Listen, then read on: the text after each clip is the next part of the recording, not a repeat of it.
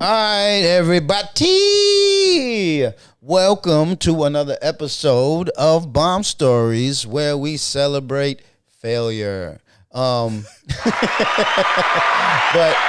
not only do we celebrate the failure, we celebrate the overcoming of that failure and the wherewithal, the comeuppance, the overcoming of adversity, whatever. But the funny is in the failure, and that's what we do here. My name is Perseverance. Perseverance, my man. I didn't drink any coffee today. That's why you're here.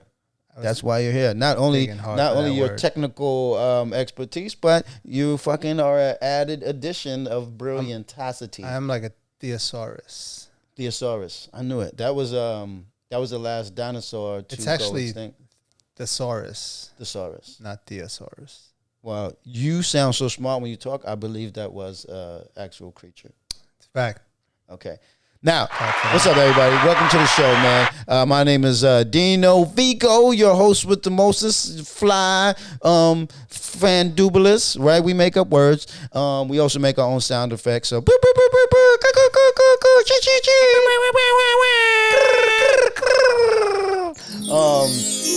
is...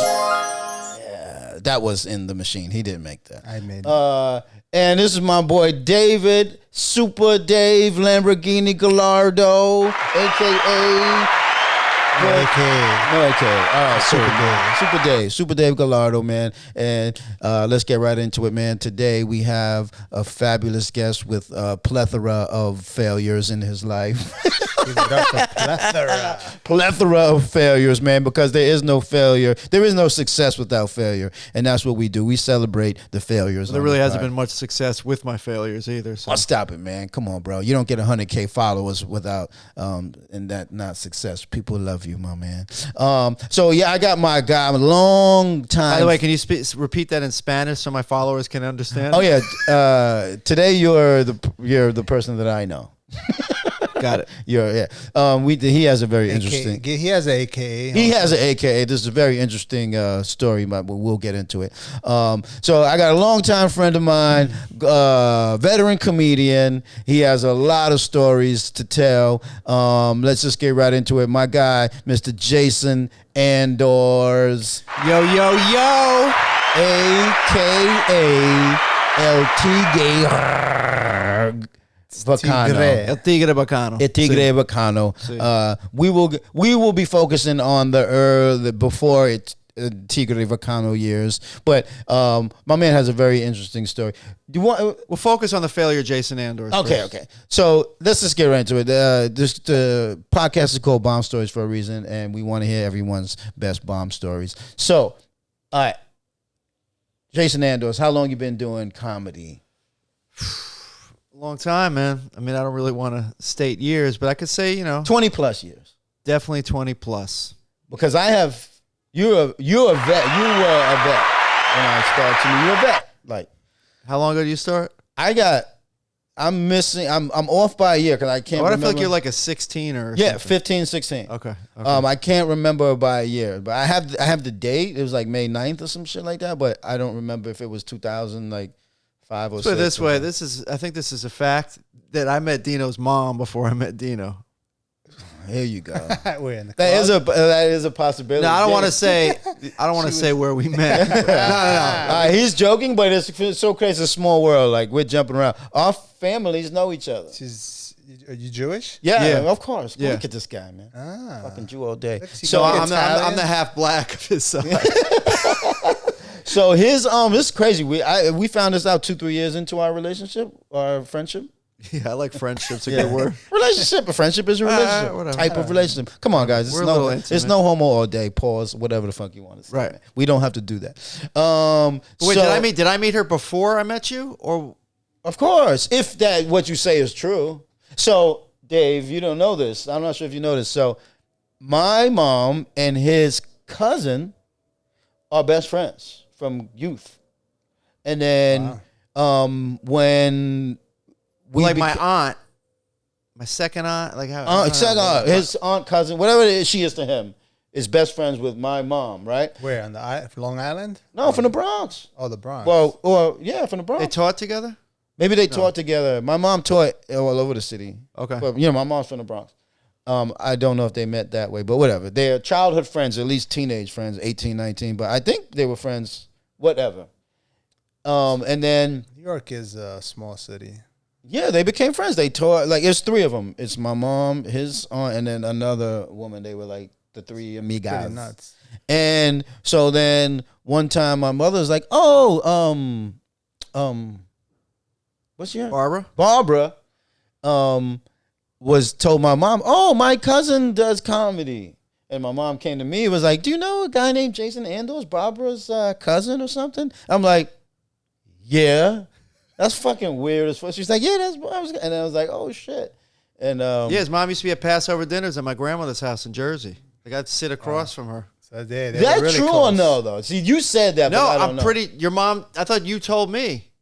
I know I met you. I don't know if my mom went to you. You know what? There was someone else that I thought was your mom. I thought the whole time I thought it was your mom because I thought we snapped on her. Yeah, I don't think it wasn't her because it's not your mom. Because I saw a picture. Yeah, I met your mom. No, but there was someone that came to our dinner that looked Okay, like it wasn't. Sylvester Stallone. She was a female, but she looked. So we were joking at the table. We said, "Yo, is that Sylvester Shalom?" And we were dying. nah. But that wasn't his mom though. That wasn't your mom. So you didn't meet my mom. I met your cousin though many times. Like she came, they hang. Like she came to my house. Like probably babysitted me. Like I knew her. You said De La Hayamd?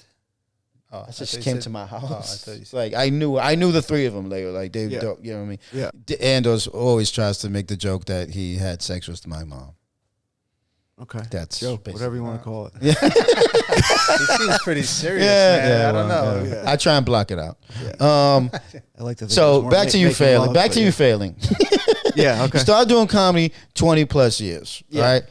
When did you start failing? When was your first bomb? The first bomb.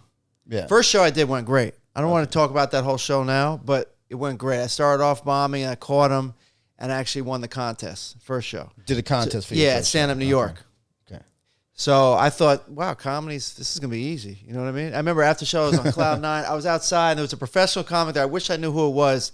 And he said, yo, I heard you won. Congratulations. I'm like, yeah, thanks, man, thanks. And I said to him, this is the dumbest shit. I said, so how long did it take you to make it? And he went, it took about 3 weeks.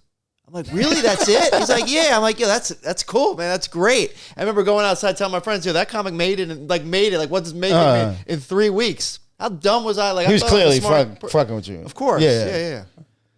But 30 years later. yeah. Well, not 30, but close. But the second show went well. Boston Comedy Club. Remember, I did like a bringer show or something. I remember Keith Robinson. First time I got on Patrice. stage, Boston. But The Boston Comedy Club. I remember Keith and Patrice, like the guests were there. I was in between both of them. But I pulled off my 6 minutes. I had 6 minutes. And there was like 10 people in the crowd. I remember doing real well with those 6. I'm like, the comedy shit is easy. And then I did New York Comedy Club on East 46th Street for the original one. And then I remember seeing Mike Bichetti right when I entered. I have that visual, and but there was only like 15 people there. I think it was an open mic. A couple audience members. I just remember this priest heckling me. He was dressed like a priest? Yeah, he was dressed like. I mean, he said he was. Was it Halloween or some shit? Nah. but he was like heckling, talking, and then afterwards the typical like, "Yo, I thought you were really good." Like, I understand a rabbi heckling, but a priest? Yeah. Interesting. So that was a bomb, but it wasn't the worst bomb ever. That's nothing compared to what I got. You know what I'm saying? So your first man, I don't know if this is for me moment. I knew it was for me because luckily I had the first 2 shows that went well. Because I never talked in front of any crowd before comedy. Me either. Dude, I was a break dancer as a kid. I would dance in front of thousands. But you performed. But talking and dancing was different. I never performed. I had just. Did you do oral reports in school though? I mean, what the fuck? I never did I one. did a lot of oral. Sound effect time. I never. Of course, I did what was required of me, but I did not have extracurricular. Does that statue have the same head as you? I confused him sometimes. That's my guy. Sorry, I was just like kind of almost had look a little bigger, a little weird, I hope not. Gee, that's a fucking alien head, Same bro. profile. I had to teach myself to perform. I used to get on stage and be like fucking so scared and shit, hold the microphone. Like that was my security blanket, the microphone. No, it was scary. So because I never did oral report, never did anything. So the first time I ever talked in front of a crowd was stand up. So if I would have bombed that first show, I might have quit. Same. Yeah. That I had a weird experience like 10, 12 years prior where it wasn't stand up, but it was like some shit in college where I did like host this thing, and I thought like, oh, I'm gonna be funny because I always wanted to do comedy, and then like I completely froze. Like I didn't realize like you have to have something to say. Yeah. I thought like they're like, oh, you're funny, and just that's how comedians do. Yeah. And I completely bombed at that moment. Like an upperclassman, this dude, like he had to come like, oh, give it up for Dino, and he saved me, and he just Some finished people up. are natural with improv. Yeah, Some yeah. people don't need the script. But that stopped me from ever trying comedy for another 10, 12 years. That one moment was like, I'm never doing this yeah, again. so if it happened again, you would have been done. Exactly. And so luckily the first time I did it at the Boston, well, it wasn't the Boston, it had changed the names at that point. Anyway. Yeah, if it wasn't for comedy, you'd be a trainer at Planet Fitness. But before real, that, man. before that competition, you did open mics, right? Or I never performed before the competition. I just practiced my 6 minutes. Your first show was contest. Yeah. But it was the funniest new college jet. student contest. Got you. But I dropped out of high school. I wasn't in college yet. So I was like, maybe I'll go to college one day. Let me enter this contest. wow, that's crazy. So I signed up for it. There was another girl in it that went to my junior high school that already been doing comedy for 2 years. And she was like always doing one-woman plays in class, like in our school. And she was so comfortable performing. And I saw her in the I'm like, great, she's in the contest. Like I never thought of her as being like the class clown. I was a class clown in junior high school. But I'm like, she's getting more experience. Like I'm going to lose. You know, and all her friends are coming up to you, you're going to win this. You're like, yeah, well, you know. And I ended up just rocking, like I saved the set. I was bombing up front, saved it, and rocked. They tried to cut me mid-set because they cut us from 6 minutes to 3 minutes right before the show. I remember Judy Gold was big. on right That's before. big. I bombed an audition I had 3 for that 2-minute reason. jokes. I bombed one of the biggest auditions. A big audition, a big opportunity for me. I bombed that audition because I thought it was going to be like a 12 to 15 minute set, and all of a sudden they're like, you're doing 5, and that completely changed my You know show. why Dino's perfect for the hosting this show? Because like we come on and we have to tell our specific bomb stories, but you've had so many bomb stories that you could actually host a show for like years. No, I'm kidding. Anyway, moving on. I have had many bombs, but I mean, I probably that's had more than you because I've been doing it longer. Yeah, you're not as good, but At bombing. yeah, no, that's why I wanted to do this podcast, is because I have who's the better bomber? a plethora. I'm a pretty good bomber. You told me a great bomb story yesterday, which you will tell today. Yeah, sure. But yeah, the reason I started this podcast is because that I have so many stories of bombing, and it's just like It's a great idea. Everyone's fun, bombed. man. Like when you get around your boys, like we don't talk about our successes really. Like you may, like if you rip, you might tell someone in that moment, like yeah, if you see them, like yo, I just ripped. But like, it ends right there. yeah, you don't carry that ripped. on. Like it's really the stories. And when you get with your boys, it's like, yo, I took it in the face the other night. Like people want to hear those. Nobody stories, wants to man. hear like how good you ripped and tell me your moments. Yeah, and also like They don't want to hear how good you banged a girl. Like they Yeah. want to hear about you losing And your then, heart on. Like, yo, and then honestly, she was laughing at me. Yo, really? That's great. I want to hear more. those are the stories. The failure stories, the bomb stories are the ones that inspire people more than the ones of success, because that means like, oh man, like he overcame that. It's not like I could do that too. Like it's not easy. Yeah. You know what I mean? Right after bombing, I don't know. I don't think that inspires anybody. I mean, comedians it does. Like that, like Telling a story about how you bombed just sounds way more humble than telling a story about how Yeah, you that's ripped. another Like, thing. People like, Yeah. yeah. and they're funnier. Listen, I always say this is before we continue. Like, when you walk across the street and you make it to the other side, like there's nothing funny about that. But if you walk across the street and you trip and fall, that's the funny. Yeah. You know what I mean? And like that's what the tripping and falling is bombing, and that's it. That's where the Beautiful analogy. funny is the funny is in the failure. You break your front Funny's teeth, in the right? falling. We don't make jokes about butterflies and shit. We make jokes about fucking horrible shit. Yeah. So you got on stage a few times. The contest. You're in the contest. But you ripped the contest. Yeah, the contest went well. It's the second show went well. New York Comedy was the bomb, and then it's abstract from there. I remember a lot of the big bombs, but abstract. It was in and out. I was doing open mics And, you know, a lot of those are in front of comics because I was doing like the Yeah, mainstream those- open mics in front. And like I didn't have comic friends when I started comedy because I grew up in New York City. So I had my friends here. I wanted to show up to the open mic, do my shit, and leave. I didn't want to hang out with comics. Most of the comics that came here doing open mics weren't even from here. So their only friends were comedians. So they became cliques. And then they would hook each other up with their open mics. So someone like me that's never hanging out, I'm going on last. I might think I'm funnier than almost all of them, but I'm going on fucking last in front of like 3 comics writing notes, ignoring me. So it really wasn't until I got to show off like in front of big packed rooms, you know, like in the urban circuit, like they'll put you in front of 200-300 people. Oh yeah. And you could be a new comic. So if you could rip that, all of a sudden you're like, oh, those jokes you weren't laughing at that little open mic. Now you see what I could fucking do. Let's see if you could do that. Because you want to, you know. The urban circuit has a lot of positives in that regard. Like they will throw you into the lion's den, and you have to learn on the what's that? Learn On the fly? On the fly. Trial by fire? Yeah, there you go, man. Trial by fizzy. Coo, coo, coo, coo. Swim.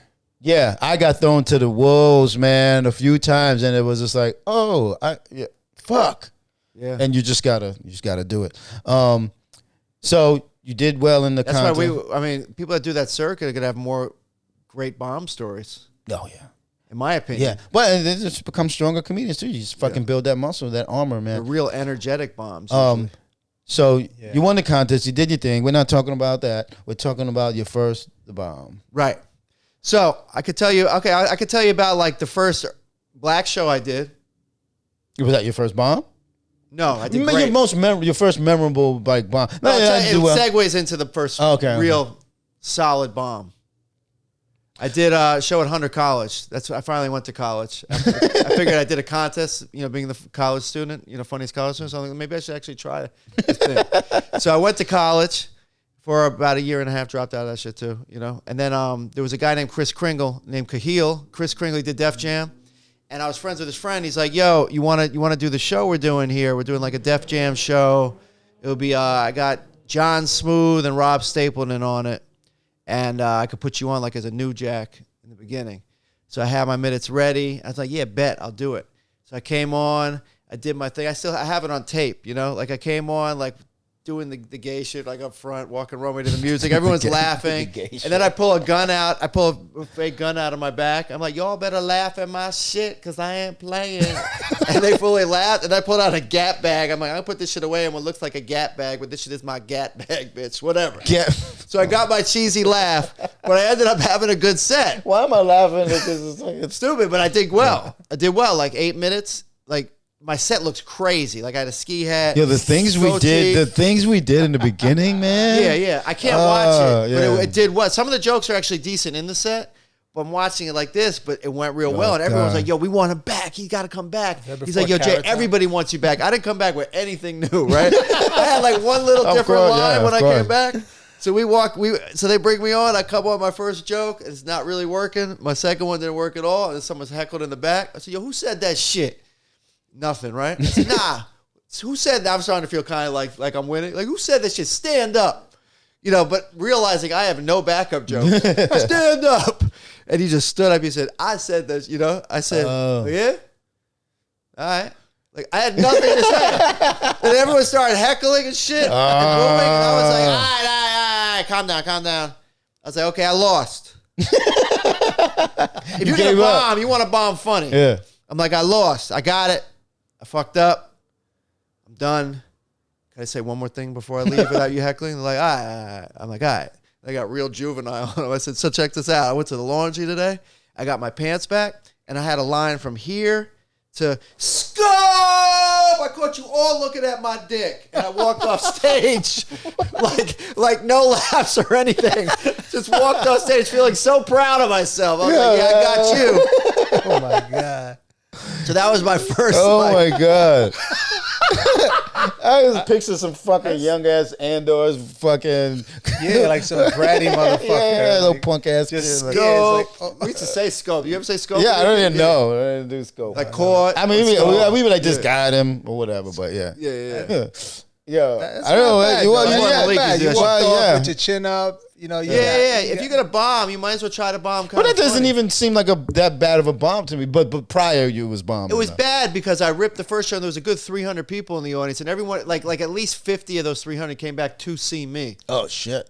And it was just like, okay, back to square one. It wasn't even a thing. And then I was like, fuck, I want to get back into this. Like, I want to try these rooms because I don't want to just do the black circuit to be down with black people. I want to do it because I grew up in New York City with every ethnicity. I'm like, there's a whole separate fucking world of comedy. I want to be part of it all. Yeah. You know what I'm saying? So, and I always knew I had an urban sensibility. You know what I mean? Like, I just knew I was always snapping. As you came up in it. That was just how we were. So I was like, I got to be part. So about 2 years. Oh no. This was early on too. I had some bombs around then. So I did the comic strip audition for Lucian, right? And I had a real good set. And that's when the strip was the strip. The strip, yeah. And this was in '94. This was I was new. And then the guy called me back. I came back the next week, and I did real well again. Not as well as the first one. I had like 4 callbacks then, and then he finally said no. It was fucking annoying. So, but then this guy came up to me after. He's like, "Hey man, how you doing, man? Yo, I came back to see you this week because we were with the whole group because it was like." It was packed. It was like, I don't know, like a table, a whole family and friends, like 40 black people and like 6 white people here. It's like basically a black crowd at the strip that night.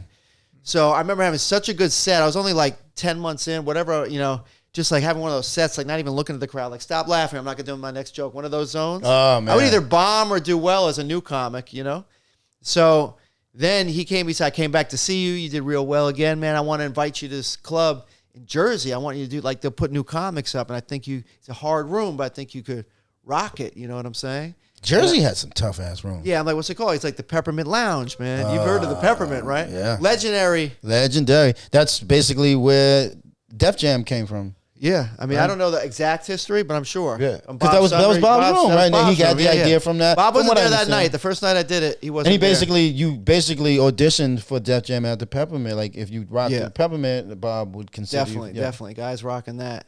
So I remember he said, "Yo, I'll get you up." Bill Bellamy hosted that, right? At some point, wasn't it? Bill Bellamy was the main host. I think when I did it, Talent hosted. Gotcha. So I show up. I remember seeing this hot Puerto Rican girl in the front, and I'm thinking I'm gonna rock my show. Then I'm gonna talk to her, get her number. We're gonna date for a while, probably have some kids. We'll get married. You know what I'm saying? It's gonna be an amazing fucking relationship. This is gonna be an amazing night. So I got there, and then I go to the DJ, and I'm like, yeah. So can you bring me up to some house music? Because I was nervous to just come up and just talk. Like I was still in that mode. You would come out and be like, I just wanted to get their attention. So I'm like, I'll come out doing the gay stuff again. I had the gun ready and everything, right? Meanwhile, check it out. Stuff in the gun. Check it out. I had a real fucking 45 pellet gun. It was like illegal. Like when I'm carrying it, actually had the pellet thing. I could kill someone with this thing. I'm carrying it with me. And so I go to DJ. I'm like, yeah, so you could bring me on, to the house music. I'm gonna come on and do this. I'll tell you to cut it, whatever. Okay. So the first comic goes on, and I remember it was Bowser. And I thought he was funny, but we went on first, so it was a tough crowd. He wasn't really getting laughs, but like they weren't heckling. You know what I mean? So I'm thinking, okay, good. Like no one's destroying after. Now Bowser, I've seen Bowser kill too. I'll give a shout on that. I'm just saying this particular night at Peppermint, he didn't bomb, but it was good, perfect for me to be like, okay, this is my chance. You know what I mean? Perfect. They're waiting for someone to rip now. So the DJ talent brings me up, and the DJ plays, instead of the house music, he plays Cypress Hill. So instead of me just being kind of professional, like, all right, cut, wrong song, whatever, I still trying to walk gay to that shit, like all off beat to like a rap Cypress Hill, and I'm like, they're tough. Looking at me like, what the fuck is he doing? Like, what is he? No, you just said it? Yeah, I said the but they're like, so I come on stage, I'm like, all right, cut the music. I said, a round of applause for the DJ. He messed up my music, messed up my shit. I was like, you basically like in character, like that. Yeah, I was like, this DJ sucks, and people are like, ooh, because that's the regular DJ there. And I'm some new asshole comic. I'm like, I'm only kidding. I love you, Corey. Round of applause for Corey, right? Yeah, that's right. I did round of applause at that point. I didn't do it up front. And I said, tell you what's not fierce, right? And this girl in the front with this crazy hairdo. I said, Miss Thing's Jack and the Beanstalk hairdo. I went snapping on a black woman with a hairdo up front after I'm already bombing. I was done, right? Her boyfriend looked like Mike Tyson in a funhouse mirror, right? This motherfucker was huge. He goes, what? I'm like, what? He's like, what? Like, what? What? What? What? What? It was like 150 watts. Like, what? It was so uncomfortable. And then finally people started heckling. How scared were you? Were you scared? Did you think it was? I was just in a blur of fuck, man. Like, I know this guy brought me. I was supposed to get married to this girl in the front row. I'm like, this is fucking horrible, you know? So then I'm like, what the fuck am I going to do? It's a blur. Heckles. I'm like, the gun. Let me shoot everybody. So I pull the gun out, right? Mid heckles. I'm like, shut the fuck up, motherfuckers. Yo, it worked. Everyone fell out laughing. Yeah, because you have a real looking gun, what they thought was a gun. They just thought this has to be a joke. I can't believe he just did this. And they laughed. I'm surprised they didn't panic and run. Like, dude, that's that. It was a shit, minute. right? It was a minute plus of laughter with 400, 500 people. If I was a good comic, I could easily save my set at that point. Right? So I'm like, all right, I put the gun down. I go, okay, for my next joke, I need a volunteer and a condom, some stupid shit I used to do. And they're like, boo! And I try to pick the gun up again, right, off the floor. I'm like, picking the gun up. I'm like, this shit ain't gonna work again. I put it back. I'm like, all right, guys, peace, and just walk off. And Talon came on. He's like, damn, you guys waited a long time to boo his ass. You gave him a long chance. The Puerto Rican girl was gone. Yeah, needless to say, you're single right now. Yeah. No marriage, nothing. And he said to me, the guy that brought me was like, yeah, I don't know, man. The last person I brought here got booed off too. I guess I don't really have much say here anymore. And then he drove me back to Newark Penn Station. It was the saddest Saturday Night Fever music. Bombing in front of someone that believed in you and it was a depressing car ride. Remember when John Travolta was on the train alone in Saturday Night Fever? That's how I felt like in that car, you know? And he dropped me you're off. old as fuck, man. Saturday Night Fever reference. I was a kid when I saw that shit. Okay. So that was a good movie, though. Yeah, I know the exact movie you're talking about, so I'm old too. So then that was bad. Yeah, and at that time you think like that's a career moment that you like that was it, that was a chance. Yep. Yeah, so that was depressing because I really wanted to get in the circuit. So bombing that night, but I still didn't give up. I was like, I'm gonna do another one. You know what I mean? So that didn't hinder you to be like, did you take some time? Like, did you contemplate quitting? No. Okay. No, that first show I had was the reason why I never quit. I used to contemplate quitting. I wish I bombed the first show. Every time I got on stage, like before, like every time, like for the first 2 years, I think, maybe 3, whatever. The first few years, every time I had a show, like I almost didn't go. Like the fear I had was so crazy. Like it was as crazy, I'm going to the show, I would kind of try to make up reasons to not go. I'm like, I don't feel good. Like I got a headache. Like you know what I mean? Like no one's gonna be there. Like this probably canceled. Like, and I would never quit. I always would get to something would make me get there, but every time I almost didn't go. Petrifying. I was so scared. I don't know why I did that to myself. Like I was petrified. Like really, why am I doing this? Have you ever to me? walked off stage mid-set? No, I have like 3 times, and one friend never will forget. My boy, I have a friend Mitch. He was there one time, and I was just like, I wanted to a few times. bombing and going back and forth. Fuck you guys, and I just walked off stage. Oh shit! Like I was nervous. A new comic, I was. That's good. Did you ever bomb in front of? That's the worst for me to this day. I don't care about a bomb. If like whatever, just a crowd. I don't know these people, but like in front of. I don't want to bomb in front of like friends or someone coming to see me for the first time. Like, you know, you want that first time them to see you do well. You rip that first time, you're good for 2 bombs after that because they remember that first time. You bombed that first time, you better rip the next 78 times. So that was my first bomb. My first bomb was in front of around some childhood friends I grew up with. You know, I grew up in Long Island and the show was in Long Island. I thought I was a prodigy. I've been rocking out. You know what I mean? I was doing it for a few months, no bombs. Yeah, I had maybe not the best sets, but no bomb. I remember someone coming up to me and asking me like, yo, did you get booed yet? And I'm like, booed?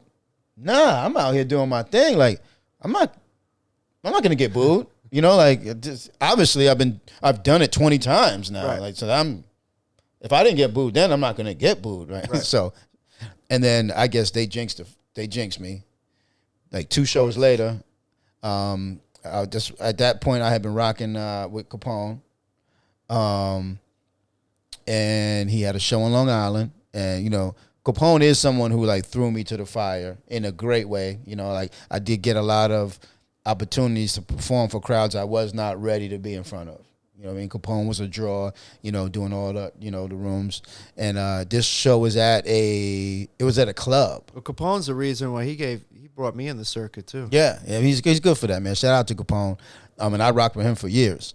And so it was at a club though, not a comedy club, you know, like a nightclub. And it wasn't like a place for comedy. Anyway, Capone's hosting. They all there to see Capone. But it was in Long Island, so you know my people came out, and like of course I'm nervous. My friends are there, but I'm like I've been doing my thing, so I'm confident though. And Capone's hosting, or Capone's hosting, yeah. It's like the Capone show. You're like, you know, I've been working with him. He's gonna give me a good intro. No matter what, I'm gonna do. Yeah, he's host headlining. You know what I mean? He comes up, he does his thing. Everyone's there, and then in between comics, he does his thing. But they're there for him. You know what I mean? And then he brings us. We're like the break in between him. But that had been work, you know, that'd been fine. I go up, I do my little. At that point, I had my little 10 minutes set, and like it had been working. But like you said, like that's all I had. Once if that didn't work, I didn't know, and I had not built up the skill to if something went wrong. Right. And sure enough, Capone comes up, gets the crowd. Fucking this nightclub, 200-300 people there, packed. It could be rowdy, but it's not because Capone has them. They're fucking tuned in. He does his thing, but then when he brings me up, it's like, okay, now's the time to not focus because Capone's gone. Yeah. I go into my shit, and like immediately, like I could tell, like it's not working. Like, and it's really the first time that kind of happened to me, and I'm like, I don't know what to do. Like, it's not like they're not listening to me. Right. What do I do? Like I had no idea what to do, and then sure enough, you know, I heard a boo bird, right? Like he was like in the back, and I just heard it like boo motherfucker, like, and I'm like, damn. I hope my friends didn't hear that. Yeah, now I'm like, oh shit. So then it's like, I guess they would. I don't know why they boo me, man, but like, and then. Another dude, so that shit is contagious. So now all his friends are like, boo, and they're laughing, boo, and then like, fuck, now this whole section is booing, right? It looks kind of fun to boo someone. Like, yeah, I guess, you know. Like, I've never booed any. Have you booed anyone in any type of show? Nah, man, I know, you know, I even didn't before do you that. did I mean, that? I'm judged. I'll be like, man, this guy sucks, but I'm not going to fucking, but yeah, so now it's therapeutic though, right? When people get real into that boo. This whole section is booing me, man. And all I can think of is like, fuck, my friends is here. And, one of the members of my favorite rap group of all time is in the crowd, and I remember Vanilla Ice was there. Stupid. And I remember just like you did, but like I remember playing this out in my head, like, yo, I'm gonna rip in front of him. He's gonna come up to me and be like, yo, you was dope, and we're I'm gonna date, adopt kids. I'm gonna be friends with my favorite rapper. You know what I mean? Like, yo, who was it? It was one of the members from De La Soul. Oh, okay. I know his. Actually, no, his real name is Dave. I mean, whatever. I'm a big fan of the group. Is it one of these guys up here? Oh shit!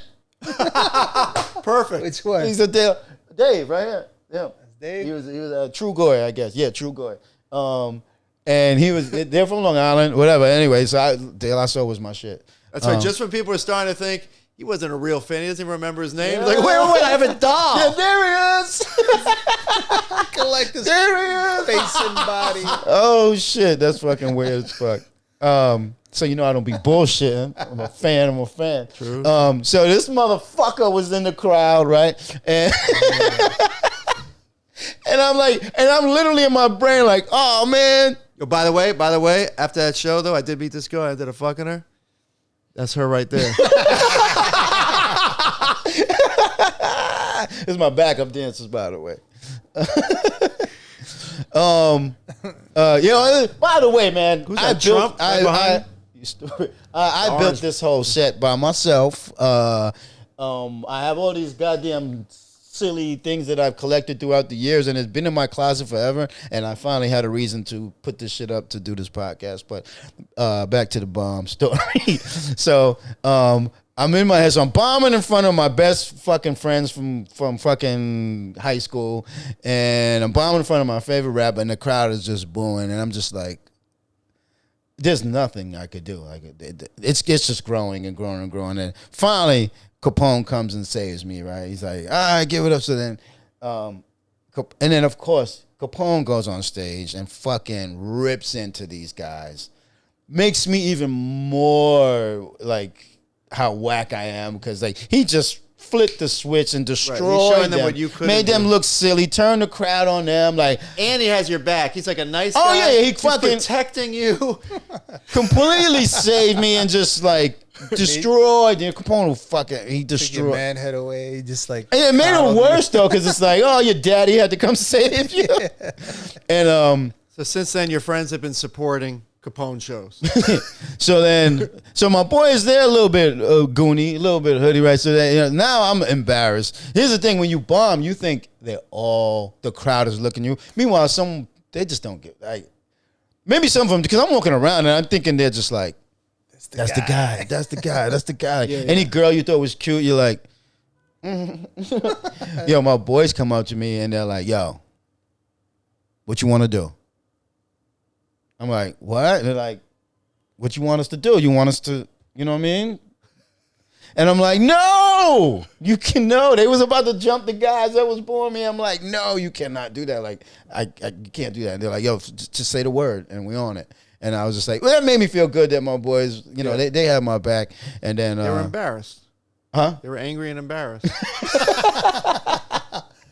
And I did hear one of my friends, like later on, one of my boys told me he was kind of like, see, I told y'all he wasn't good. Like, you know what I mean? That whatever, but whatever. But they had some of them had came to shows prior and they knew what it was. So like they knew they saw me do my thing, but that was embarrassing, man. That was my first bomb. Oh, my point is, because did you want to quit? And so after that, I wanted to like quit. I was like, I can never go through that again. And luckily, I had some shows the next day, and like, because otherwise, if I did not get on stage in those next few days, I would have never got on stage again. But I bombed every show, the next few shows, because I had that stink energy on me. I had that bomb energy on me, and then I just happened to have a conversation. I think it was. You got used to it. It was almost like you got a bomb vaccine. Yeah, I did. I had that bomb energy. The crowd, they saw me, and I just did not do well the next few times.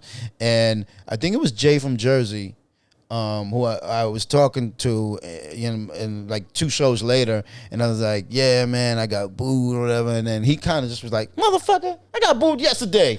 And and you know how funny Jay's he is? always good for and that. You're like, yo, you're the funniest guy I know. Yeah. And if you got booed yesterday, it's like, oh, okay, that's normal, man. And then I literally like got on stage with a different energy that night, did okay, and then like I was back on track and like whatever.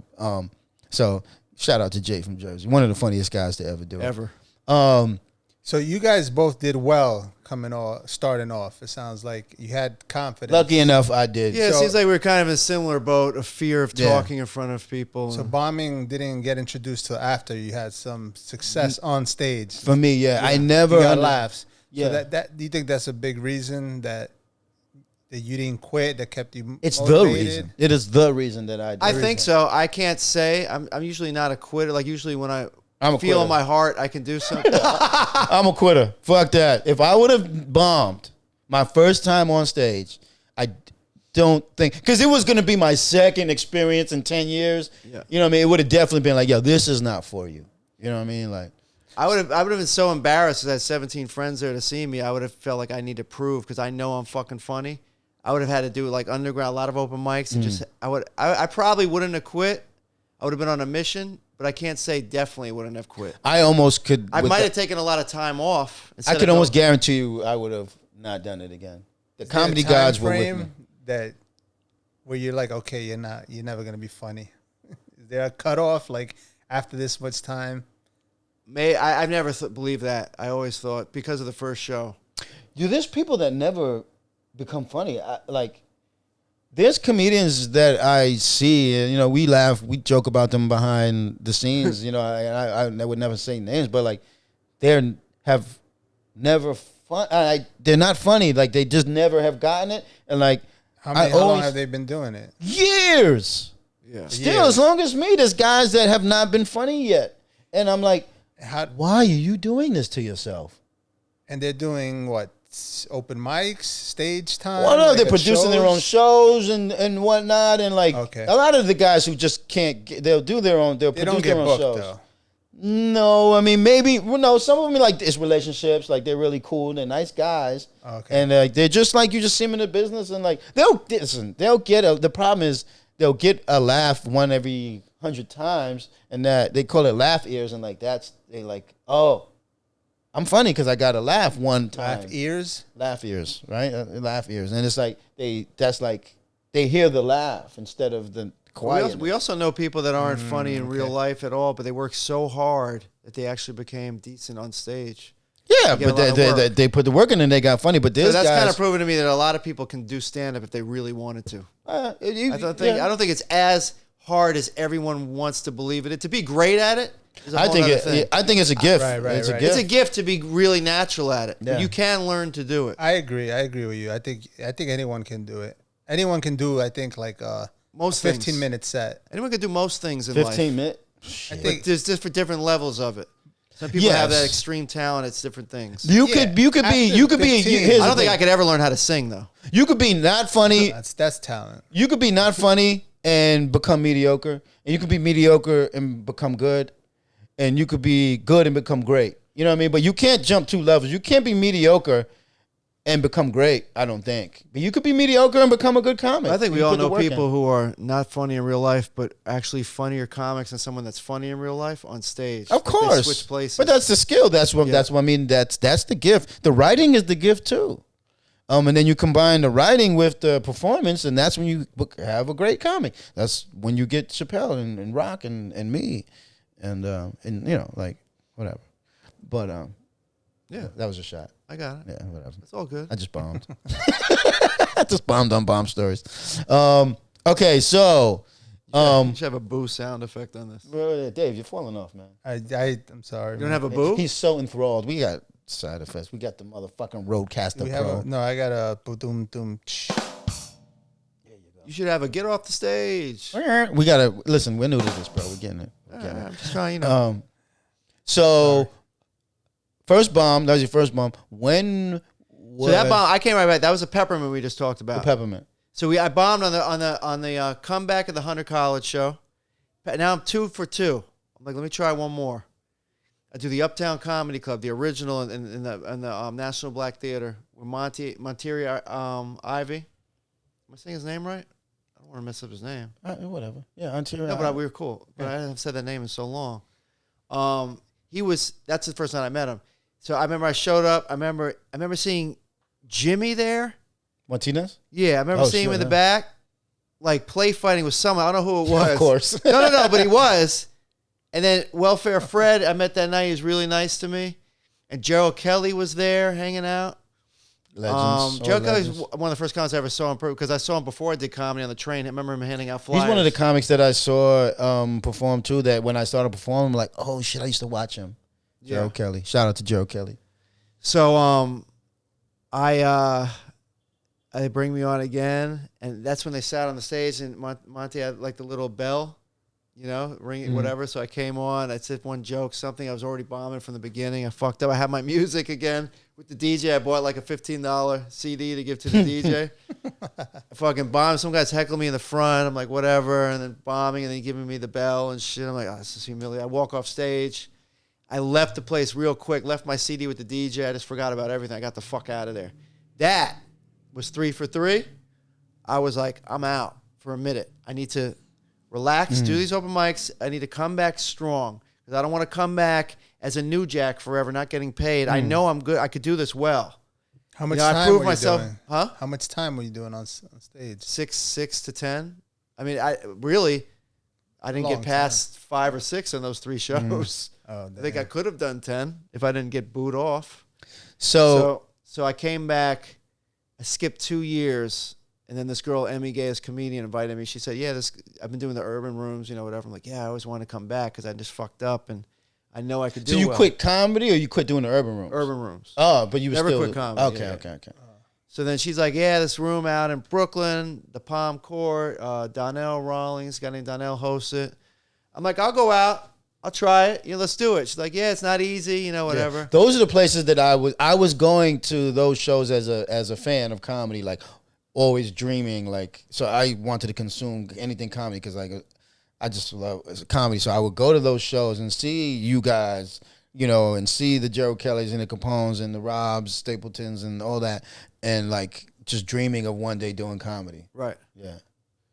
You went to remember the Palm Court, right? Right there. It was off of... I don't know if I've been to the Palm, but like everywhere. I went to Nagasaki. I went to what's his Bert Smooth's room on 14th Street. Nels, like the Boston. Like I was consuming comedy, like building up I'm gonna do this one day. Like I'm gonna do this one day, and like so that's where I saw you. I remember seeing John Laster at Nagasaki's in Long Island. Like I used to work this job. I was a counselor at a school, whatever, and like I would do overnights sometimes. It was like a campus or whatever, and so like when I would do a double and I would work the overnights. Like I was so into comedy that like I would we get an hour break, and I would, I was cool with the my boss or whatever, and I would take my break and go to Nagasaki's and watch. I didn't drink anything, so I would go to Nagasaki, see the show, and come back like an hour and a half later, whatever. And you know what I mean? Like I was like that. I wanted to see comedy so bad. Yeah, and Nagasaki's was dope. It's a good room. I never had a bad set. As a fan, I could see it being a tough room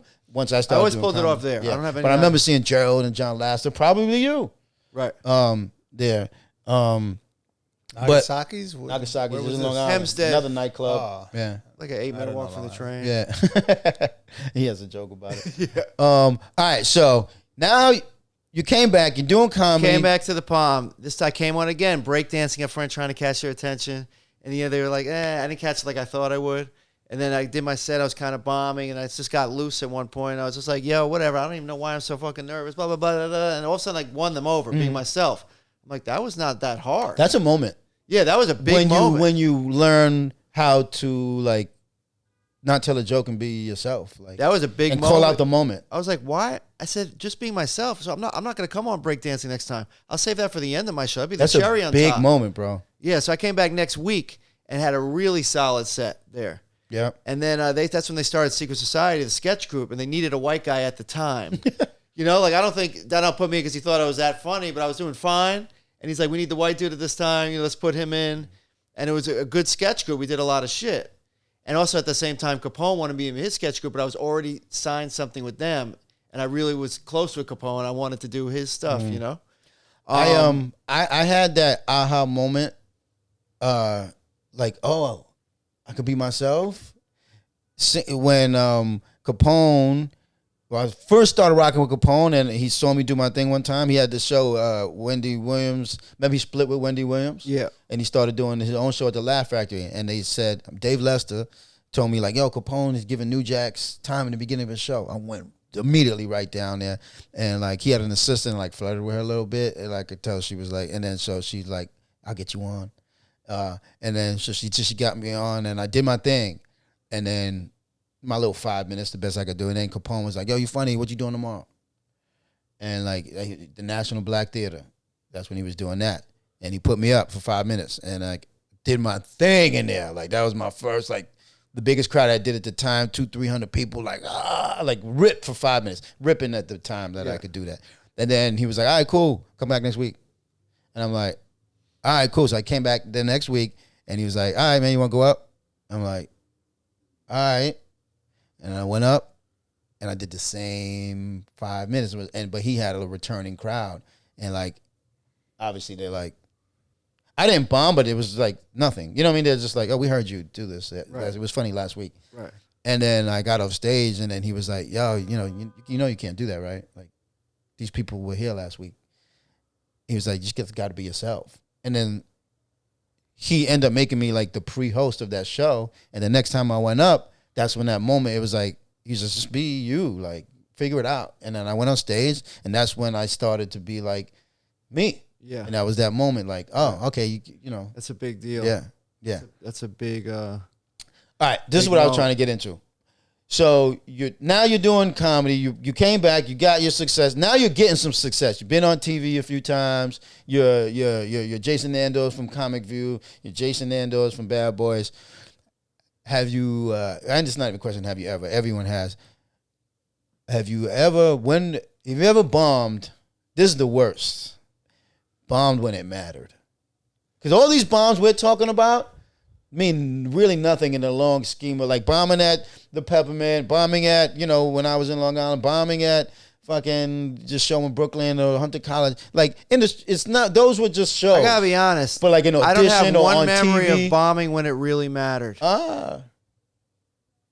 Yeah, so auditions, like well, acting well, auditions. that's what I mean, bombing when it matters. But acting auditions, but like. Oh, no, I'm on stage. No, I don't have a memory of really bombing when it mattered. Maybe I did and I blocked it out. But I mean, maybe one of those sets I bombed did matter and I didn't realize it. Got you. But I'm just saying. Yeah, But like, like a straight up audition for Def Jam, audition for like, I remember I bombed. Look, if I would have rocked the Peppermint, and then maybe I would have got more confidence and got my 6 to 8 minutes down at that time, and I would have been on the original Def Comedy Jam. Possibly, but yeah, that's unknown. But then I might have bombed on Def Comedy Jam, and I would have been humiliated for the rest of my life. That's what I mean. So I haven't bombed on TV. I haven't done TV many times, but I have, and I have stepped up when I did it. But I bombed on auditions for TV. One big thing in comedy like Montreal, a comedy festival, whatever. Like I bombed that audition, and like that hurt me. I felt like, like that. That's a career thing. I got a Montreal audition. Yeah, what other audition did you bomb at? I think we were talking about this the other night. I bombed another thing. This is a club audition, but it's the club.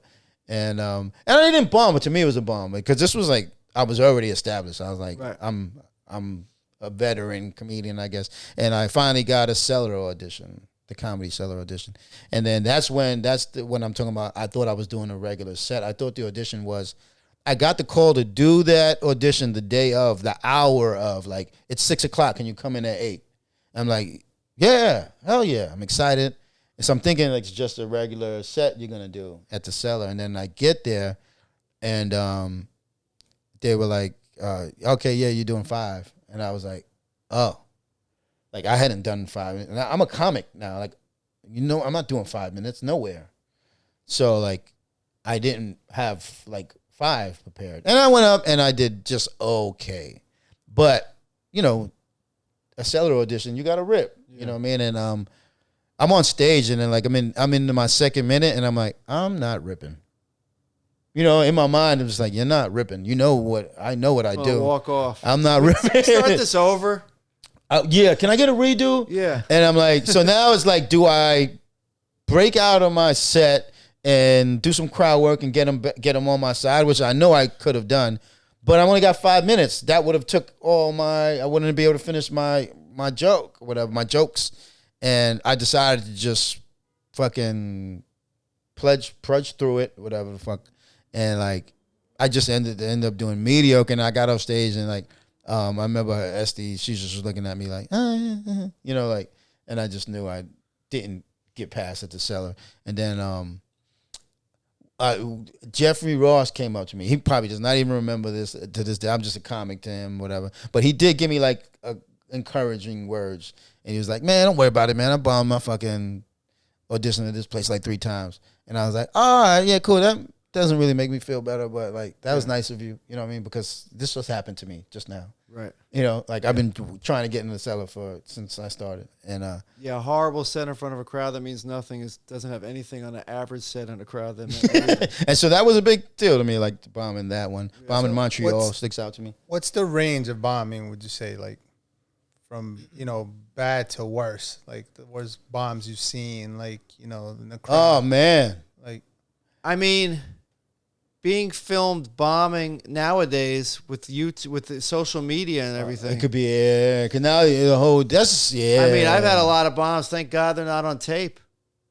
It's like an escape. It's like it never happened. Yeah. It should never happen. Yeah. I remember I bombed at Delaware State and I saw someone with a video camera and some shit. This is when social media just started and I was so scared that was gonna, like, they booed me. and that was a pretty bad bomb. And I remember I just got Comic View, and like I got booed. I got called to do Comic View like that day on the way to Delaware State. I'm in the car with Capone and Omar and them, and we got the call on the way there. And we're like, oh shit, we got called for Comic View. Shout out to Capone, he got us on there. And fucking, so now I'm going up with TV confidence. I just got called to do TV. My career's about to change. I'm about to be on BET, bro. And they gave it to me. Once again, Capone comes up, saves me, fucking destroys the crowd, has them dying. But that actually did help me because I was like, I got to prepare for the Comic View shit. And like, from that, we had maybe 2 weeks to get ready for Comic View. And like, that's all I did was like, just prepare for that. That bomb helped me. And I did do well when I did it. You did it, you said? I did do well. I did do well. It should never even fucking came on TV, man. Fucking BET. Fuck you, BET. What's the worst bomb you've ever seen? Have you ever seen someone bomb like really bad where they got into a fight, started crying? I've seen people get assaulted on stage. You have okay, this is a good segue into a great story he has. I mean, this is a bomb. He just told me this the other day, and I was like, yeah, you gotta tell that. Yeah, never perform like right after you break up with your girl. New York Comedy Club. Go. Yeah, I just showed up angry right off the bat. All right, let's set it up. But look. You just broke up with your girlfriend. Yeah. And you're going into the show with a very bad negative attitude. Yeah. But I've done it before where you end up getting a laugh up front and then you forget about whatever happened because you're enjoying the comedy. Well, that didn't happen this show. There was no moment of this might be a good set. I didn't have one moment of that, you know. Came on stage talking like, what's up, whatever. Someone's heckling right up front. I'm just keep talking. Blah, blah, blah. There's this girl in the front with this dude and everything, and she's just being very shy. I was watching the person before me, and she wasn't really talking to me when you asked her questions. She seemed like a very shy, nice girl, you know? Just sitting there, and then I'm on stage, and people are starting to get annoyed at my personality and everything. And finally I say a joke, no one laughs, and she goes, she looked almost like she was so proud of her one moment of being an asshole, you know? She's like, yeah, that joke just... Your jokes just aren't that funny. like laughing with her fucking friend. Everyone's I'm like, and I just went in a fucking zone, right? I'm just like, oh, okay, I see how it is. You're a shy person. You don't want to talk to the other comic really, but now you have all this confidence to just come out and insult me. That's the best, to see someone starting to lose it on stage. Yeah, and ruin my night. So basically you just want to ruin my night. Well, I guess I have to ruin your night too, you fat bitch.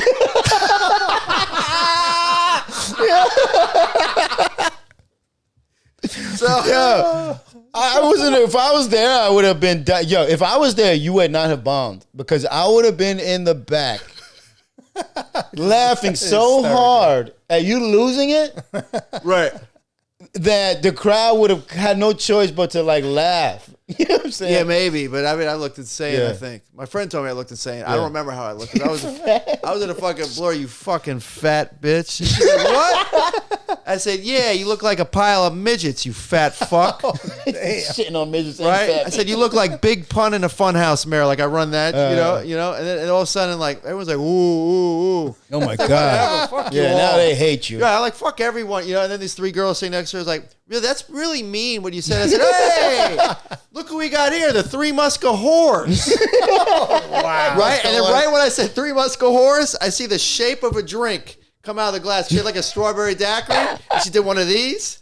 That shit came out in the exact shape. It just went all over my... I still have my coat on. I have my 3/4 length Rocky Balboa leather coat on. Like, I didn't even tell you... You know you're angry when you come over with your winter coat on stage. You just want to get on and off. Yeah. Oh my god. All over my shit. I could have saved the moment. Like, later I thought I could have been saved the moment and been like, hey, this drink's on me. You know what I mean? But I wasn't even thinking funny.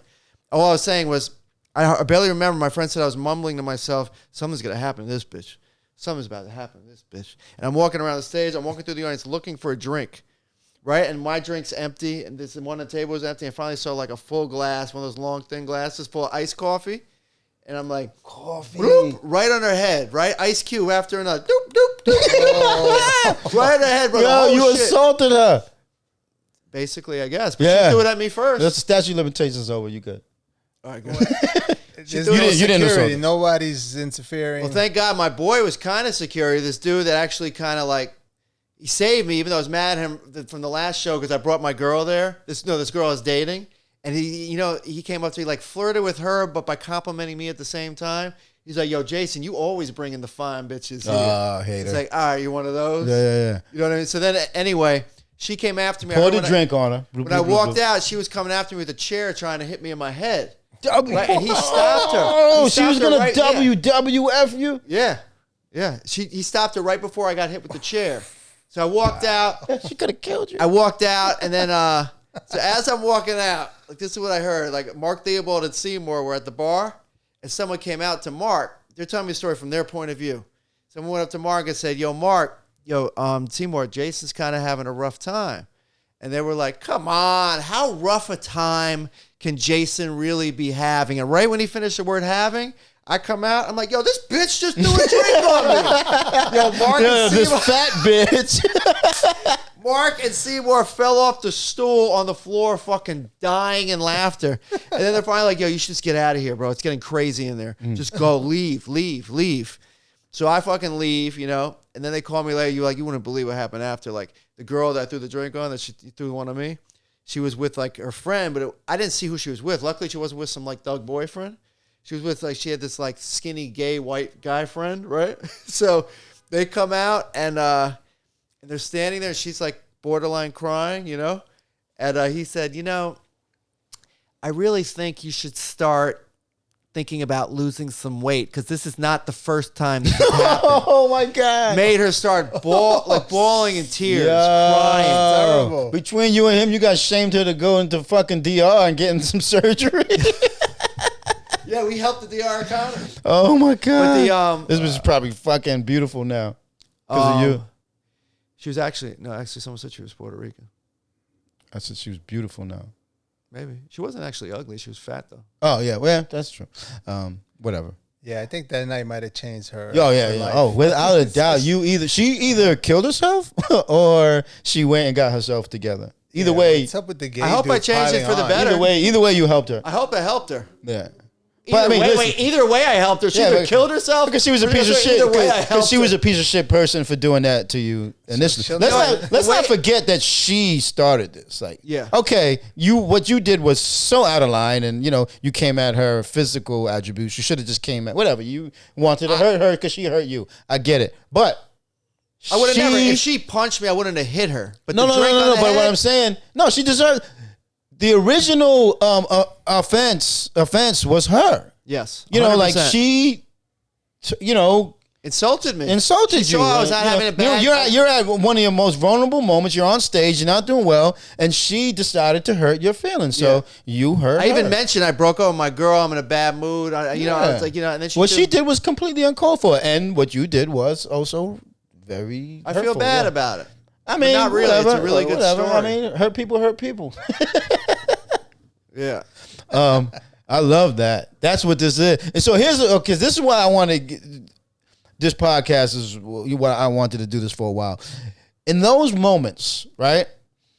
The things that help me the most is having my boys there, laughing at me, Yeah. like laughing at the situation. I would much rather be laughed at in that moment and just being like, you fucking bum, like as opposed to someone coming up to you and being like, you'll get him next time, or like, I know what just happened. Yeah. I know I just bombed. I know it's horrible. Like, let's have a laugh.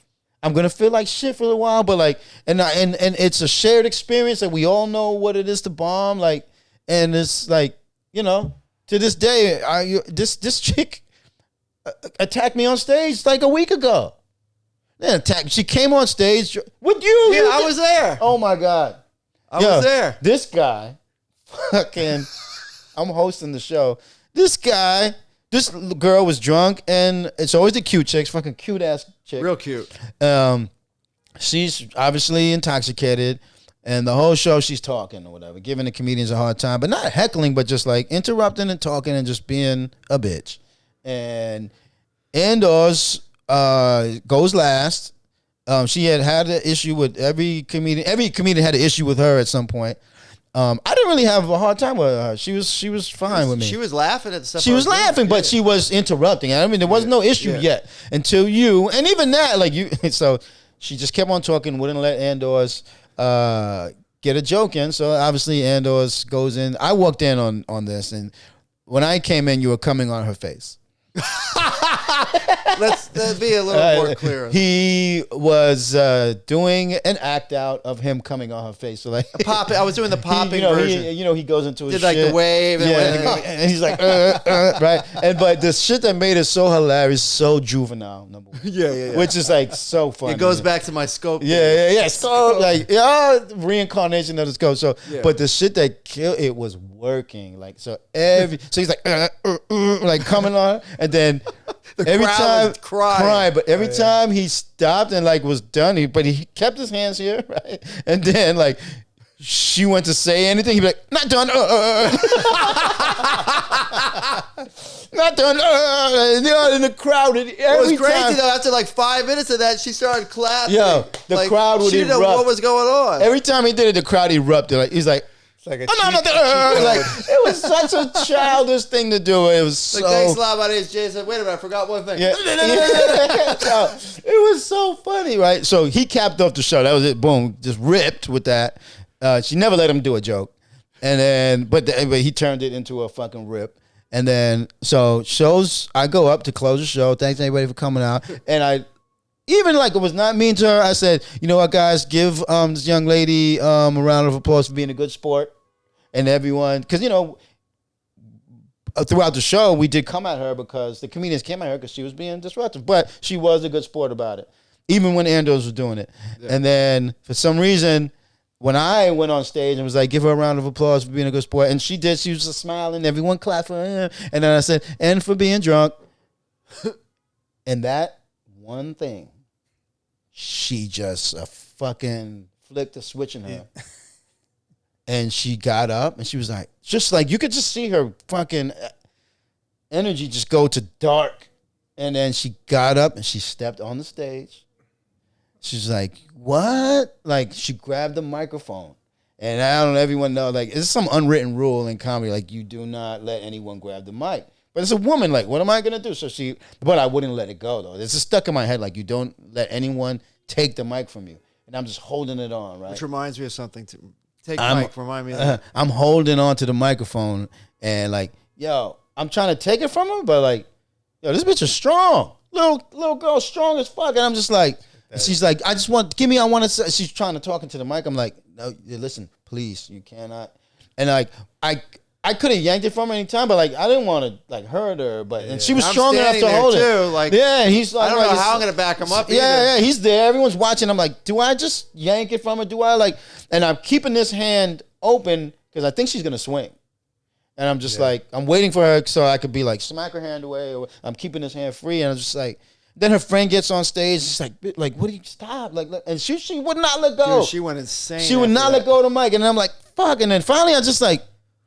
The show's over. What am I doing? Like, and I just said, like, and then the crowd is like, you dumb bitch. Like, like, what the fuck are you doing? Like, and then I just said, I let the go. Like, what am I doing? I said to the crowd without the microphone, like, yo, thanks for coming, everybody, man. I'm sorry if you follow, whatever. Like, I'm not going to wrestle with no woman. Like, thanks for coming out, guys. And then I walked out, and everyone's like, yo, that was the best show. That was so funny. That bitch is an idiot, whatever. And then, yo, she is just in the room carrying on, crying, like wilding out for a good amount of time. Like there's a few people, everyone left, but a few people stayed, like, trying to be do-gooders and like probably triggered her. Her ex-husband. Yo, she was bugging out. She was super drunk by the end of that show. Wilding out. Then they finally get her in the lobby. She's wilding out in the lobby. Me and Andors are like trying to hide. And Dino was mad at me after. He's like, yo, she was trying to hurt me. I thought he was mad because like I didn't have his back. He was mad because I didn't film it. He's like, that shit could have went viral. Yo,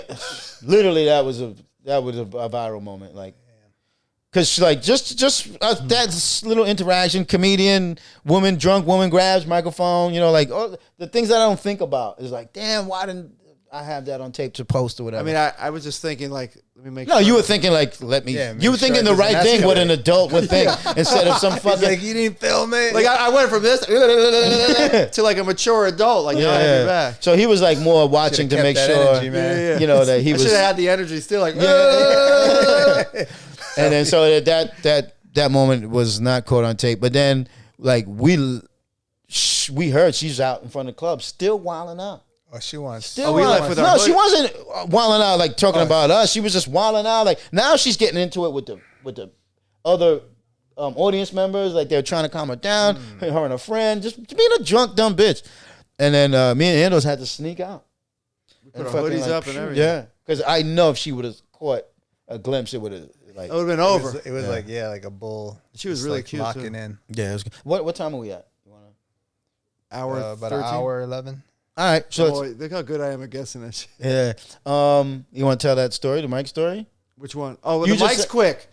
The mic one. You So said, speaking of the mic grab, speaking of taking the mic, I was doing, what was that room called that Rashid hosted? It was a BBQs in Queens, right? Rashid had a few rooms. He was the room guy. But there was a big BBQs in Queens. It was a Queens BBQs. It was a Bronx BBQ. I think it was a Queens BBQ. You perform on top of 2 stairs and people behind you. A horrible setup. I'm there. AG was there. Someone else was there. And I'm performing. I have some laughs, but I'm not doing that good. It's really hard. I've rocked it too, but I'm like, this is just not going how I want it to. There was this big-ass motherfucker. You know, he looked like he was one of those 400-pound, 6'6" dudes, just huge, standing there. He's like, yo, man, enough. Finish. I said, wait, don't tell me to finish. I'm like, almost done. Like, you know, like I still, you feel tough up there. Like, this guy could kill 5 million of me at once, you know? I'm like, yeah, just chill. And I keep talking. He's like, all right, you know, go finish. He just walks on, grabs the mic out of my hand, and just walks away with it. And I'm like, okay. I said, no one laughed. They were just freaked out by it. I said, I think you thought you'd get a really big laugh by that, but no one was really supporting you with that one. Anyway, like I'm talking shit to him. He could kill me. He was so big that I didn't think he would kill me. He just knew it would be jail time to kill me. He was like 50 times my weight. You know what I mean? Holy shit! So how did that end? You had to end your set. You just was like, It all just right, guys. ended. And AG came on after. You know. Did anyone get the mic back from us? Yeah, no, they got it's the a mic fucking, back. Everything. It's all acapella now. No, they got the mic back, but I wasn't taking that shit back. Okay, I was just trying to wow. still talk a little shit. Like, all right, that didn't work. See, you thought he'd have his ripper moment there. It was one moment in life Well, to that's take good. You the mic. salvaged that moment. Yeah, like yeah, people yeah. didn't go with him, but it's like you're fuck. People don't like bullies, man. All right, before we get out of here, I do want to get into this with you. This show is obviously about bombing and failure and funny things, but it's also celebrating, careers. Like you, a successful comedian. You've been doing comedy 20 plus years. You've made a living doing comedy. You've supported yourself. You have a nice lifestyle. You've traveled the world. You've been on TV a bunch of times. You made it. You lived the dream. Before I get into, I want to get into your career now. So you've had this illustrious 20 plus year career. You Illustrious? Yeah. listen. You lived the dream, man. You have supported yourself for 20 plus years through your art, man. That is making it. A lot of people cannot say that. Most people cannot say they make a living doing what they love, man. And you are able to do that, and that is an accomplishment. I know I said this podcast is celebrating failure, but in that we're also celebrating your success because you have overcame all those failures and those bomb stories, and you did it, man. You've been on every comedy show on TV. Bad Boys, a comedy, HBO, BT, Comic View, and The Apollo was my favorite movie. The Apollo. Yeah. Thanks to Capone. You've had shows pitched. And you've done it, and now you are having a bit of a career renaissance. You have reinvented yourself. Wow. Recently, thanks to social media, you have became El Tigre. Bacano. Bacano, everybody. Claro. Introducing El Tigre. Shirt right there. ¿Cómo está? Estoy aquí. Yeah. Disfrutando bomb stories, de verdad. There we go. Latino y Dave. Dave, you have no idea how this is so funny to me, and I'm so happy at the same time, man. Because I watched. This is how this happened to me. You tell me if I'm right. So for years, me and probably John Moser, the two that we make fun of you all the time. So Jason, for years, you love Latin women. Yeah, right. You have a thing for Latin I was women. a kid. Listen, it is your thing. You find Latin women attractive. I like Latin women number one, but I like women, ethnic women of color. I don't like my own color. I can't fuck my own color. I feel like I'm fucking myself. Hey, and the contrast in the bedroom. It is what it is. But I love the Latin color. I always love the music. I always loved the whole. You grew up You grew up in New York City around everybody. Yeah. This is what it is. We're not even gonna discuss Yin that. and the yang. Yeah. Well, I grew up with a lot more Puerto Ricans as a kid in New York City, but like it took me a while to realize I'm Dominican. Yeah, you're into what you're into, man. Yeah. You like the boys and you like the girls. As long as they have tan skin. Yeah. So okay. So because of that, because of your your lust, you became proficient in Spanish and speaking Spanish. And so to the point where like I would hit you up and I'd be like, yo, we're going to get some food or something like that. And you'd be like, nah, man, I gotta study my Spanish. Literally. Literally, he'd be like, nah, I gotta study he would not go out with us because he had to study his Spanish so he could speak to a woman that he was attracted to. Right? Because he was, yeah. Like Let me tell you how that happened though. No English. Because growing up in New York City, like I never needed to speak Spanish. I love Latinas, but all the Latinas in my neighborhood spoke English. So it's like I just was like, fuck it. I don't need to learn the language. I can still fail. He started traveling. Well, yeah, but my teacher, like I say, like my teacher should have just sat me down. If you would have known, because all the beautiful Latinas all around the world, all these countries that don't speak English. Like, but if he was smart, my Spanish teacher would have just sat me down and be like, Jason, you want to grow up to be a sick pervert that flies 5 hours to a foreign Latin country just so you could get some ass and you can't get any because you don't know how to say cuánto cuesta? Huh? No? Then do your homework. That's all he had to say. Yeah. But he didn't even know better. So anyway, in Great 2006 or 2005, I visited my cousin. What happened? No, I don't know. I think I just heard a beep. Go. Probably a bird or some shit.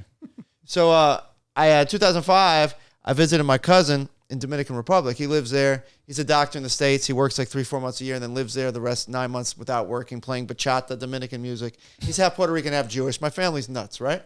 So I go to visit him and I couldn't speak any Spanish. I've met this girl. It was like Jen Lopez's twin, in Boca Chica. And I'm trying to talk to her. I only knew hola and adios. I knew nothing. My cousin was annoyed. He had to translate everything for me. He got her number for me. He would call her for me. He probably fucked her for me too. He's a good dude. You know what I mean? He was a good dude. As you should. Should. So anyway, I was so frustrated. I never got it. Never got to talk to her. I never got with her. I came back to New York. The first day I arrived, I signed up for Spanish school on the Upper West Side. I went 5 days a week, 2 hours a day for a year and 3 months. I canceled road gigs. I wouldn't go away if I had to miss one class. Amazing. Wow. A year and 3 months. Canceled on us 1,000 times to study his Spanish. Yeah, and I got decent. A year and 3 months as an adult that didn't Dedication, speak Spanish my whole life. And I'm not speaking it after class. I broke the ice where I was like, okay, I'm actually learning how to speak this. So now I was addicted. So I met all these women like on the internet, or like I would learn from texting back and forth. I would study on my own. I'd read the El Diario, the Spanish newspaper, and every word I didn't know I'd look up in the dictionary. I do, an hour or two a day religiously. Okay. And then okay, go on. No, so your I don't even call it a fetish, whatever. Your love for Latino women and the Latin culture. So most of them, your best friends are fucking Dominican and Puerto Rican. Yeah, exactly. Me. If you add my best friends, it's everybody. Yeah. It's white, black, and Latino. Yes. So do I have an Asian best friend? No, because they did the corona, man. All right, Trumpy. We love the Asians. So you became proficient in Spanish, and then by off chance some Dominican comedian, Tommy, right? He asked you, oh, we need a white guy that speaks Spanish. You do a sketch with him. No, that's not how it happened, really. But I was on the cruises, depressed, working on the ships, not auditioning in New York, not doing shit. Like, I'm just wasting my life. I'm making a middle-class living. You know, finally I'm making, like, as a comic, I know how much money I'm going to make every month. The first time in, like, 20 years. Wow, I actually know what I'm going to make. Not a ton of money, but for me, living alone, I got no kids. I'm like, oh, this is nice. Yeah. Come back to New York, I had no worries, go eat wherever I want, do shows if I want. You know, if you would have told me I was going to do cruises in 20 years, 8 years straight, I might have never gotten into comedy. But at this point, I'm like, good, this is a regular job, but I'm missing auditions. I'm getting older. I'm like, what the fuck, man? I got into this to be famous. You know what I'm saying? So then I called Tommy because they do a lot of skits, Tommy and Ivan. You reach out to them. From what I remember, yes. And I'm like, dude, I need to start doing more skits with you guys. Maybe I did one before that, but I need to do more skits when I get back to the city. Like, I need to break the ice, social media. They took down my YouTube reel. I had almost 1 million hits on my comedy reel. I didn't know And that. then, no, Walter Latham's people took it down because they started a page for Bad Boys of Comedy. Gotcha. Walter Latham started a page, so I had a 30-second clip of Bad Boys of Comedy on my reel. So they had YouTube just investigate anyone that had it, and they cut my shit off. I was getting like 1,000 views a day. Committed suicide. All right. Goddamn Boba Fett. You bombing in front of Boba Fett. God damn, I'm getting heckled by your dolls. He's dead. So I was just like, I want to do skits with you guys, you know. So I came back, I started doing skits. I did all different characters, maybe like the hillbilly, the Italian, the thug, the gay, and the Dominican. But all their following's Dominican, most of it. So that's the one that seemed to take off. And then there was a point where I had a video that went viral that I did. I went to DR to test a little of the fame. I had like 17,000 followers and I was getting recognized. I'm like, I got to push this. So I came back to the video, Times Square board, just talking in Spanish about how I hate New York. I love my country, Dominican Republic. Fucking mira esa mierda cayendo del cielo. Look at this shit falling from the sky. I just posted it. You know, I spent 5 minutes on it. The next day I'm hosting a show with Imagine in Spanish Harlem. This like dance show, comedy thing. And all of a sudden, I look at my Instagram, it's just like blue, like follows. And Tommy texts me like, yo, your shit's viral on WhatsApp, on Instagram. But my name wasn't shared with it. People had to find my name in the comments. So I got like 20,000 followers that week from that. But if my name was on it, it would have been in the hundreds at that. You know what I mean? It was that viral. So then I'm like, now my page is Dominican. That's it. And Tommy, Nice Dominican, Tommy baby. gave me the name El Tigre Bacano. I said, we need a name. You know, Tommy said, you need a name. So he named me that. It's a common thing. Like un tigre is real common. A lot of community. And un bacano. But tigre bacano you hear also, but not as common together. But I'm the one that made it a comedic thing. I didn't notice that the hat was the flag. It wasn't in the other thing you had. No. That's what that now that's dope like that. Yeah. Whatever. Yeah.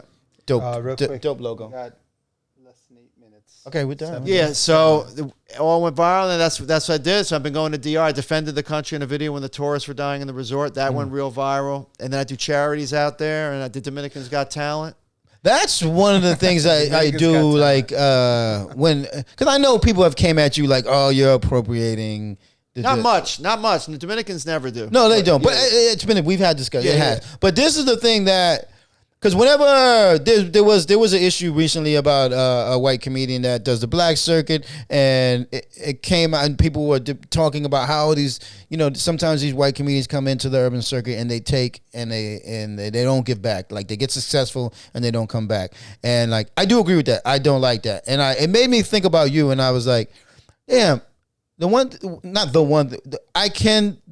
the thing I can say about you is that you don't you take it's a given, you give back. Yeah. Like you're getting fame from this character that you have that's claiming you're Dominican and stuff, and But it's no funny. money. I haven't even tried to make money from Not it. even- I'm doing fuck it for the that. You love. should- you know what I'm shouldn't- saying? Like taking all their I will. women. No. I You want to should make money make from money. it, but I want to do it in the right way. But my point is, you give back. Like I've literally seen you do fundraisers. You've built houses. Yeah. You've built houses for like more than one occasion. Like two people. built a house, bro. That wasn't a sketch.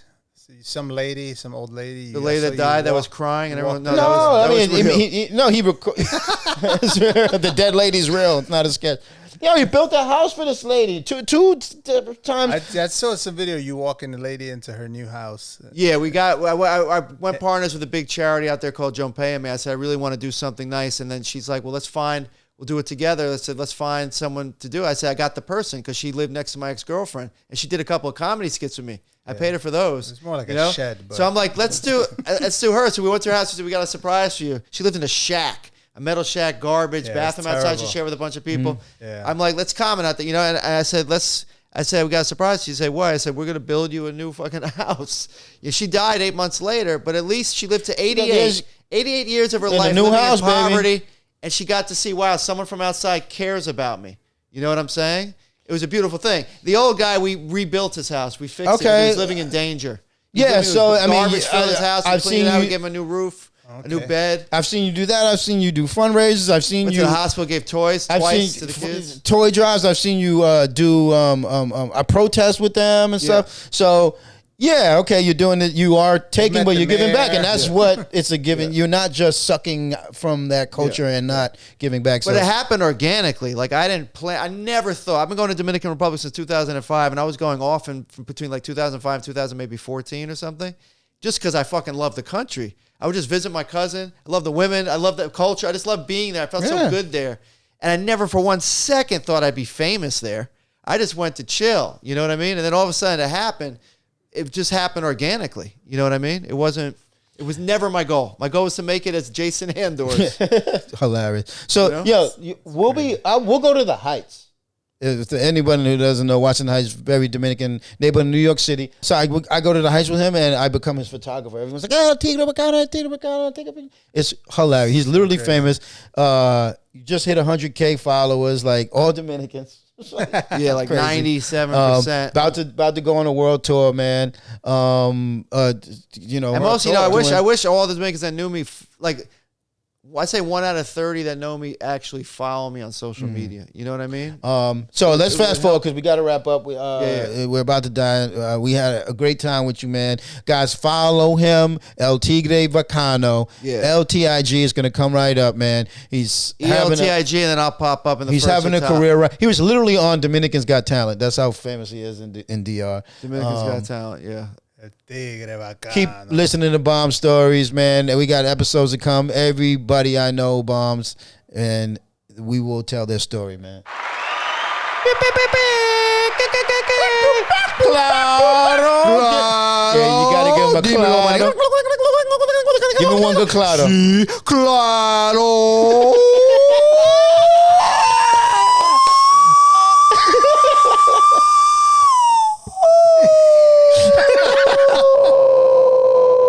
That's how it ends. It's gotta stop.